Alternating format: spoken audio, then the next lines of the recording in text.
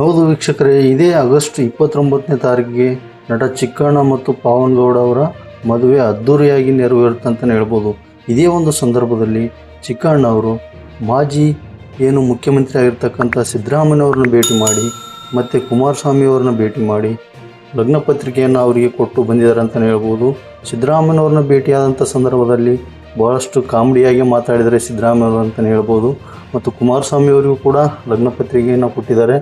ಆಮೇಲೆ ದರ್ಶನ್ ಪತ್ನಿ ವಿಜಯಲಕ್ಷ್ಮಿಗೂ ಮತ್ತು ಜಗ್ಗೇಶ್ ಅವ್ರಿಗೂ ಇಡೀ ಮತ್ತು ಕರ್ನಾಟಕದ ಯಾರ ಚಲನಚಿತ್ರ ನಟರಿಗೂ ಎಲ್ಲರಿಗೂ ಕೂಡ ಕೊಡುವಂಥ ಕೆಲಸ ಮಾಡ್ತಾಯಿದ್ದಾರೆ. ಇದೇ ತಿಂಗಳು ಆಗಸ್ಟ್ 29ನೇ ತಾರೀಕಿಗೆ ಚಿಕ್ಕಣ್ಣ ಮತ್ತು ಪಾವನ್ ಗೌಡರ ಮದುವೆ ಅದ್ಧೂರಿಯಾಗಿ ನಡೆಯಲಿದೆ ವೀಕ್ಷಕರೇ. ಹಾಗಾಗಿ ಯಾರ್ಯಾರು ಈ ವಿಡಿಯೋ ನೋಡ್ತಾ ಇದ್ದೀರಾ, ಚಿಕ್ಕಣ್ಣ ಅಭಿಮಾನಿಗಳಾಗಿರ್ಬೋದು, ನಮ್ಮ ಕರ್ನಾಟಕದ ಜನತೆ ಆಗಿರ್ಬೋದು, ನಿಮ್ಮ ಒಂದು ಅನಿಸಿಕೆಯನ್ನು ಕಾಮೆಂಟ್ ಮುಖಾಂತರ ತಿಳಿಸಿ.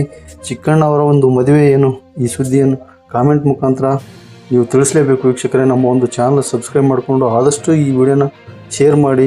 ಯಾಕಂತಂದರೆ ಎಲ್ಲರೂ ಕೂಡ ನೋಡಬೇಕು. ಯಾಕಂದರೆ ಒಬ್ಬ ಸಾಮಾನ್ಯ ಬಡ ಹುಡುಗ ಇವತ್ತು ಈ ರೀತಿ ಬೆಳೆದು ಮಾಜಿ ಮುಖ್ಯಮಂತ್ರಿ ಮತ್ತು ಮುಖ್ಯಮಂತ್ರಿಗಳಿಗೆ ಮದುವೆ ಕಾರ್ಡ್ ಕೊಡುವಂಥ ಕೆಲಸ ಆಗ್ತಾಯಿದೆ ಅಂದರೆ ನಿಜವಾಗ್ಲೂ ನಂಬಲೇಬೇಕು ವೀಕ್ಷಕರೇ. ನಮಸ್ಕಾರ.